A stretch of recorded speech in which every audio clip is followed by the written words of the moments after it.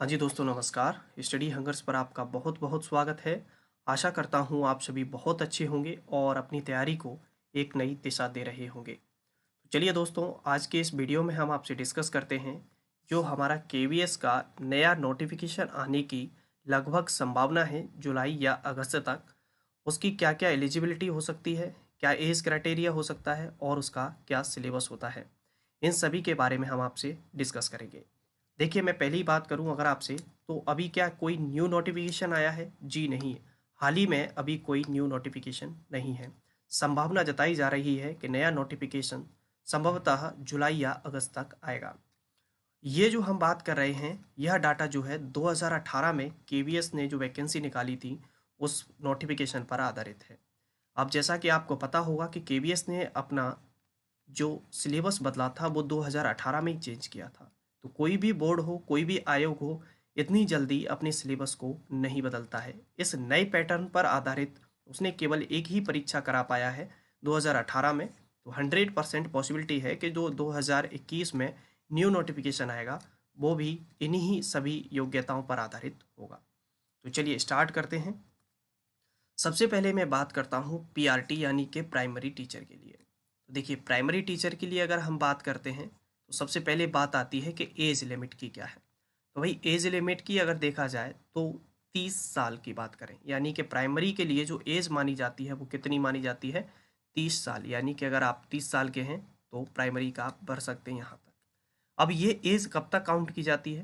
तो ये नोटिफिकेशन जब जारी होता है, इशू होता है, तो उसमें पर्टिकुलर बाकायदा साइड में लिख कर दे दिया जाता है। जैसे कि 2018 में जो नोटिफिकेशन जारी हुआ था उसमें दे दिया गया था कि आप इस तारीख तक 30 साल तक के हो रहे हो। ठीक है।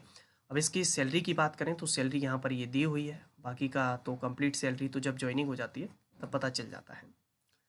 चलिए, तो प्राइमरी में अब क्या क्या है? अगर हमने प्राइमरी का फॉर्म भरा है, यानी कि भरेंगे अगर, तो उसमें क्या क्या क्वालिफिकेशन की आवश्यकता हमें होगी?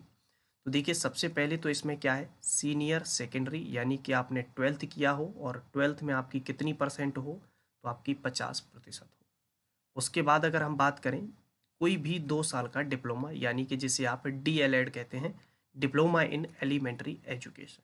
ठीक। अब अगर हम बात करें यहाँ पर 12th प्लस आपके पास क्या हो कि 4 साल का जो, जिसे आप बीएलएड बोलते हैं, बैचलर ऑफ एलिमेंट्री एजुकेशन, अगर ये है आपके पास, क्योंकि इसमें 3 साल क्या हो जाता है, ग्रेजुएशन काउंट हो जाता है, और 1 साल ये बीएलएड, एक नया कोर्स आया है। ठीक है। और या अगर हम बात करें आपके पास सीनियर सेकेंडरी और 2 साल का कोई भी स्पेशल एजुकेशन, यानी कि स्पेशली अगर इसकी बात की जाए तो ये तो डी फॉर डम बच्चों के लिए स्पेशल मांगा जाता है। ठीक है। या फिर इसमें क्या किया गया था कि ग्रेजुएशन हो और आपके पास बीएड हो। यहाँ बिल्कुल, इसमें क्या किया गया कि जो बीएड वाले बच्चे थे उनको भी इसमें अलाउ किया गया है कि वो प्राइमरी का फॉर्म भर सकते हैं, यानी कि प्राइमरी लेवल पर। लेकिन उसमें क्या कहा है, उन्होंने कहा कि आपको जैसे ही आप क्या हो जाएगी, आपकी अपॉइंटमेंट हो जाएगी, उसके 6 महीने के अंदर क्या है कि आपको एक ब्रिज कोर्स करना होगा जो कि एनसीईआरटी कराता है। ये तो बाद का मैटर है। फिलहाल तो ये क्वालिफिकेशंस हैं जो कि आपके पास होनी चाहिए। सबसे फर्स्ट में ये पॉइंट क्लियर होना चाहिए, यानी कि 12th वाले हैं अगर, तो उनके पास क्या हो भाई, डीएलएड हो। ठीक है। और ग्रेजुएशन प्लस बीएड वाले जो हैं उनकी, ये लोग। दूसरी चीज़ क्या आती है कि क्वालिफाइड, जो सी टेट का प्राइमरी लेवल का जो सर्टिफिकेट होता है, सी टेट, तो प्राइमरी लेवल वाला आपका सी टेट क्वालिफाई होना चाहिए। ठीक है। थर्ड, प्रोफिशिएंसी आपके पास, यानी कि हिंदी और इंग्लिश में पढ़ाने की योग्यता हो। ये तो कॉमन है, सबके लिए कॉमन होती है। ठीक है, ये तो होती है सबके पास। अगला डिज़ायरेबल है knowledge of working on computer, यानी कि कंप्यूटर पर कार्य करने की आपको जानकारी हो। ये भी सबको होती है। यानी कि मुख्यतः अगर हम बात करें तो पहला पॉइंट और सेकंड पॉइंट, ये दोनों आपके पास होना जरूरी है अगर आप प्राइमरी टीचर का फॉर्म भरेंगे तो। चलिए, अब हम बात करते हैं टीजीटी, यानी कि ट्रेंड ग्रेजुएट टीचर। देखिए, टीजीटी के लिए क्या हो जाता है कि सब्जेक्ट वाइज हो जाती हैं यहाँ पर, यानी कि इंग्लिश के लिए आती हैं, फिर Hindi, social studies, science, Sanskrit, maths, जैसे physical and health education, art education, work experience, यानी कि ये कई कैटेगरी, यानी कि कई सब्जेक्ट होते हैं जिनके लिए टीजीटी वाला एग्ज़ाम होता है। सैलरी की बात करें तो सैलरी का पे लेवल जो होता है वो दिया हुआ है यहाँ पर। ठीक है। और इसकी एज की बात करें तो इसकी एज जो है उससे थोड़ी सी 5 साल ज़्यादा होती है, यानी कि अगर आप 35 साल तक हैं तो आप टीजीटी वाला फॉर्म भर सकते हैं।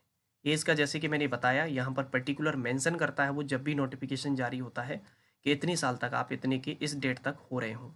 ठीक है, चलिए अब इसके क्वालिफिकेशंस की बात की जाए तो क्या होना चाहिए। तो 4 year integrated degree course of regional college of education NCERT and concern subject with 50% mark, यानी कि आपका जो भी कंसर्न सब्जेक्ट है, कंसर्न सब्जेक्ट से तात्पर्य है कि आप इंग्लिश से, हिंदी से, सोशल साइंस से, तो उसके लिए आपकी क्या है कि कंप्लीट आपके पास ग्रेजुएशन वाली जो है वो डिग्री होना चाहिए आपकी, और जिसमें 50% मार्क्स हो। या सीधे से शब्दों में आप इसे समझिए कि आपके पास क्या होना चाहिए कि आपके पास ग्रेजुएशन कंप्लीट होनी चाहिए प्लस आपके पास बीएड की डिग्री होना चाहिए। ठीक है, ग्रेजुएशन में आपके मिनिमम कितनी होनी चाहिए, तो 50% मार्क्स होने चाहिए, ये जरूरी है। ठीक है, अब इसको भी इसने थोड़ा सा आगे बढ़ाया है, कैसे, तो ग्रेजुएशन के साथ साथ बीएड हो गया, प्लस यहाँ पर अगर हम बात करें सेकंड पॉइंट क्या दिया इसने, इस पेपर सेकंड यानी कि जो 6th to 8th के लिए जो पेपर होता है, ठीक है, वो सी टेट क्वालिफाई होना चाहिए आपका यहाँ पर। फिर थर्ड पॉइंट यहाँ पर हो जाता है वही, तो यहाँ पर हिंदी और इंग्लिश में पढ़ाने की योग्यता आपके पास और नॉलेज ऑफ कंप्यूटर। ठीक है, ये तो बेसिक बातें हैं, यानी कि अगर सीधे से शब्दों में देखा जाए तो ग्रेजुएशन प्लस बीएड प्लस यहाँ पर अगर हम बात करें जो 6 to 8th वाला सी टेट का सर्टिफिकेट होता है, ये आपका क्वालिफाई होना जरूरी है। ठीक है, तो टीजीटी की बात हो गई यहाँ। अब हम बात करते हैं पीजीटी यानी कि पोस्ट ग्रेजुएट टीचर। अब पीजीटी भी क्या होता है, हर सब्जेक्ट के लिए अलग अलग होता है, इंग्लिश, हिंदी, फिजिक्स, केमिस्ट्री, ये बाकायदा पूरी सब्जेक्ट दिए हुए हैं। सैलरी क्या है, तो सैलरी के लिए बात कहें, सैलरी ये दी हुई है, और इसमें क्या होता है एज 5 साल और बढ़ गई। देखिए यहाँ पर ये कितने साल तक भर सकते हैं आप इसे, अगर आप 40 साल के हैं तो देखिए कैसे बढ़ा। पीआरटी के लिए जो गई थी 30 साल तक, टीजीटी के लिए अगर हम बात करें 35, और अगर हम बात करें पीजीटी के लिए तो यहाँ पर 40। तो ये आप इजीली एज के लिए जिनको इशू आ रहा था वो यहाँ से समझ सकते हैं। चलिए अब बात करते हैं कि इसमें क्या होना चाहिए, तो वही इसमें अगर देखा जाए तो आपके पास मास्टर डिग्री होना चाहिए। मास्टर डिग्री से तात्पर्य है कि आपके पास एमए, एमएससी, एमकॉम यानी कि जो मास्टर डिग्रियां हैं ये हो, प्लस आपके पास बीएड हो, प्लस इसके साथ क्या हो, आपके पास बीएड हो। अब इसमें सी टेट मांगते हैं क्या, तो सी टेट आपको पता है कि केवल प्राइमरी लेवल के लिए होता है, 1st to 5 के लिए होता है, और 6th to 8th के लिए होता है, यानी कि पीजीटी लेवल के लिए सी टेट हेल्ड होता ही नहीं है। तो फिर क्यों मांगेगा इसमें, तो केवल याद रखें आप इसमें पोस्ट ग्रेजुएट होना चाहिए, यानी कि पीजी होना चाहिए आपके पास, जिस सब्जेक्ट से संबंधित हैं आप उसमें। अगर आप मान के चलिए इंग्लिश में है तो आपके पास इंग्लिश से होना चाहिए, हिंदी में है तो हिंदी से होना चाहिए, फिजिक्स से है तो फिजिक्स से होना चाहिए। यहाँ पर ये कंप्लीट दिया हुआ है, आप इसे देख सकते हैं। ठीक है, और ये पूरा का जो है वो इसकी अगर आप पूरी पीडीएफ देखना चाहते हैं तो आप टेलीग्राम चैनल जो है जिसकी लिंक दी हुई है डिस्क्रिप्शन में, वहाँ से आप इसे देख लें तो ये कंप्लीट आपको मिल जाएगा वहाँ से। ठीक है, और मैं 2018 वाला भी जो कंप्लीट नोटिफिकेशन है वो भी यहाँ पर डाल दूंगा। ठीक है, तो बीएड होना चाहिए प्लस आपके पास पीजी होना चाहिए। तो ये तो हमने बात कर ली आपसे कि क्या क्या क्वालिफिकेशंस होना चाहिए। चलिए अब बात आती है आयु के लिए, यानी कि एज क्या होनी चाहिए, तो लगभग एज हम वैसे बात कर ही चुके हैं आपसे 30, 35 और 40। अब यहाँ पर क्या होता है कि एज रिलैक्सेशन यानी कि एज में कहाँ कहाँ छूट मिलती है। तो देखिए एससी और एसटी कैटेगरी के जो बच्चे होते हैं उनके लिए 5 साल छूट मिलती है, यानी कि हर एक में 5-5 आप बढ़ा लेंगे। ओबीसी वाले जो बच्चे होते हैं उनके लिए 3 साल मिलती हैं। वोमेन, देखिए वोमेन लिखा है ऑल कैटेगरी, ऑल कैटेगरी से तात्पर्य है कि किसी भी कैटेगरी से हो आप, चाहे आप जनरल से, ओबीसी से, एससी से, एसटी से, तो आप अपनी कितनी बढ़ाकर चलें 10। जैसे कि अगर किसी है पीआरटी के लिए जैसे 30 थी तो आप इसमें 10 जोड़ लीजिए, यानी कि आप पीआरटी वाला फॉर्म कब तक भर सकते हैं 40 तक। और किसी में 35 थी तो आप जोड़ लीजिए उसमें 10, तो ये 45 ऐसे हो जाएगा। ठीक है, दे दिया है किसके अलावा, तो प्रिंसिपल और वाइस प्रिंसिपल, इसकी हम बात ही नहीं कर रहे हैं, इसका अलग से एज क्राइटेरिया होता है। केवीएस की जो एम्प्लॉयज़ हैं उनके लिए तो कोई एज लिमिट नहीं है, कब तक भी दे सकते हैं। बाकी का ये दिया हुआ है कि किस तरीके से जो फिजिकल डिसेबल बच्चे होते हैं उनका दिया हुआ है। एक्स सर्विसमैन हैं जो जनरल से हैं, ग्रुप ए पोस्ट के लिए ये एक्स सर्विसमैन ओबीसी से, तो ये दिया हुआ है, आप कंप्लीट इस चार्ट को देख सकते हैं। बेसिक पॉइंट जो है लगभग A B C ये 3 खासकर इम्पोर्टेंट होते हैं। ठीक है, तो एज भी क्लियर हो गई। चलिए अब हम बात करते हैं आपसे सिलेबस के बारे में कि सिलेबस क्या होगा। देखिए सिलेबस के लिए मैं पहले ही आपको बता दूं, यहाँ पर अगर मैं बात कर रहा हूँ आपसे, थोड़ा थोड़ा आपको यहाँ पर बताता जा रहा हूँ। इसके जो है वो आपको complete video day by day complete मिला करेंगे, जिसमें मैं आपको पीआरटी पूरा का पूरा कंप्लीट क्या सिलेबस होगा, कितने नंबर का क्या क्या आता है, कैसे आता है, विथ डिटेल वीडियो आपको मिलेगा। सेम टीजीटी पर आधारित मिलेगा आपको। ठीक है, तो इस तरीके से आपको क्या है कि अपकमिंग वीडियोस मिलते हुए चले जाएंगे। चलिए तो सबसे पहले बात कर लेते हैं पीआरटी की। पीआरटी में देखिए टेस्ट ड्यूरेशन अगर हम बात करें 150 मिनट यानी कि 2.5 घंटे का हमारा पेपर होता है। कितने क्वेश्चन होते हैं, तो 150 ही क्वेश्चन होते हैं और एक क्वेश्चन के लिए 1 मार्क्स होता है। और अगर हम यहाँ पर बताना चाहें आपको तो कोई भी नो नेगेटिव मार्क, कोई भी नेगेटिव मार्किंग नहीं होती है। ठीक है, कैसे आते हैं तो इसमें बांटे हुए हैं सेक्शन उन्होंने। यहाँ पर देखा जाए तो 10 नंबर की इन्होंने इंग्लिश बता दी और 10 की यहाँ पर हिंदी। ठीक है, अब यहाँ पर देखिए general knowledge and current affairs, यहाँ पर जीके ये 10 नंबर की हो गई। फिर रीजनिंग एबिलिटी, तो यहाँ पर रीजनिंग हो गई 10 नंबर की। 10 का कंप्यूटर और 20 की आपकी पेडागोजी। इस तरीके से अगर देखा जाए 20, 10, 30, 40, 50 और 20 70, यानी कि एक सेक्शन होता है आपका ये 70 का हो गया। ठीक है, अब इन्होंने यहाँ पर लिख दिया 5 वाला एक पॉइंट बनाकर सब्जेक्ट कंसर्न।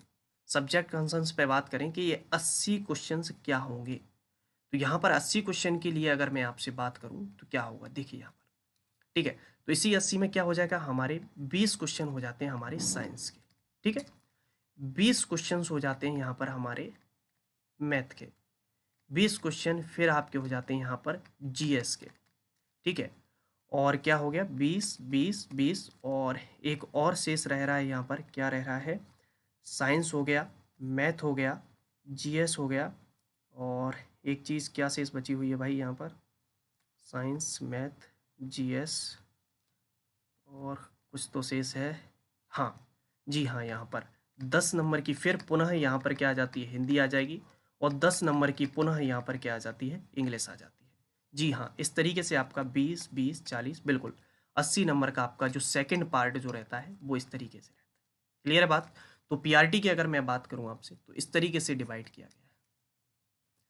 चलिए बात आती है टीजीटी के लिए। टीजीटी के भी क्या होती है, सेम 150 मिनट मिलती है, यानी कि 2.5 घंटे का पेपर होता है। ठीक है, कॉमन पेपर होता है ना ये जो होता है, इंग्लिश हिंदी मैथमेटिक्स साइंस और ये सब के लिए एक ही कॉमन पेपर है, अलग अलग सब्जेक्ट वाइज नहीं है यहाँ पर। ठीक है, 150 ही मार्क्स होते हैं और कोई भी नेगेटिव मार्किंग नहीं है। सेम चीज़ यहाँ पर देखिए 10 की हिंदी 10 की इंग्लिश ये हो जाती है। 40 की यहाँ पर general knowledge and current affairs हो जाती है। 40 की रीजनिंग आ जाती है और 10 नंबर का कंप्यूटर और 40 नंबर की पेडागोजी। तो इस तरीके से ये आपका कंप्लीट हो जाते हैं 150 क्वेश्चन। ठीक है, तो ये हो जाता है आपका टीजीटी का। देख लें यहाँ पर 10 की हिंदी 10 की इंग्लिश 40 का करंट अफेयर्स 40 की रीजनिंग 10 का कंप्यूटर और 40 की पेडागोजी। किसके लिए बात की है जी हमने, टीजीटी के लिए। अब टीजीटी का और डिटेल में तो इसके लिए मैं अलग से वीडियो बनाऊंगा, आप उसे देख लेना। ठीक है, बात करते हैं पीजीटी का सिलेबस क्या हो सकता है। पीजीटी के लिए देखिए यहाँ पर क्या किया जाए, पीजीटी का भी सेम होता है 150 मिनट 150 मार्क्स, एमसीक्यू बेस्ड होता है। इसमें 10 की इंग्लिश 10 की हिंदी 10 की general knowledge and current affairs 10 की रीजनिंग और 10 का कंप्यूटर और 20 की पेडागोजी। यानी कि अगर हम बात करें यहाँ पर देखिए आप क्या देख पा रहे हैं, 10 10 20 30 40 50 60 और 70 के हो गए आपके ये। और 80 का क्या होता है कि जो पर्टिकुलर आप जिस सब्जेक्ट से आप परीक्षा दे रहे हैं, जैसे कि आप हिंदी से दे रहे हैं तो 80 की फिर आपकी हिंदी आएगी। 80 से अगर आप हिस्ट्री दे रहे हैं तो हिस्ट्री आएगी फिर आप, यानी कि जो आपका मेन सब्जेक्ट होता है टीजीटी लेवल पे, पीजीटी लेवल पे, पोस्ट ग्रेजुएट लेवल पे, तो वो आता है। क्लियर है। अब ये इंटरव्यू वगैरह है, इनकी बात हम चर्चा करेंगे बाद में। यानी कि इंटरव्यू जो होता है हर एक में, हर एक पोस्ट पे ध्यान रखें, इंटरव्यू जो होता है हर एक पोस्ट पे होता है, पीआरटी पे भी, टीजीटी पे भी और पीजीटी पे भी। कितने मार्क्स का होता है, हर एक पे 60 मार्क्स का होता है। ठीक है, चलिए तो ये तो था पूरा कंप्लीट इस पर डिटेल वीडियो। अगर वीडियो पसंद आया हो तो लाइक कर दीजिए, दोस्तों के साथ शेयर कर दीजिए, चैनल पर नए हो तो सब्सक्राइब कर लीजिए। मुलाकात होगी अगले वीडियो में, जब तक आप अपना ख्याल रखें। चलिए थैंक यू, जय हिंद जय भारत।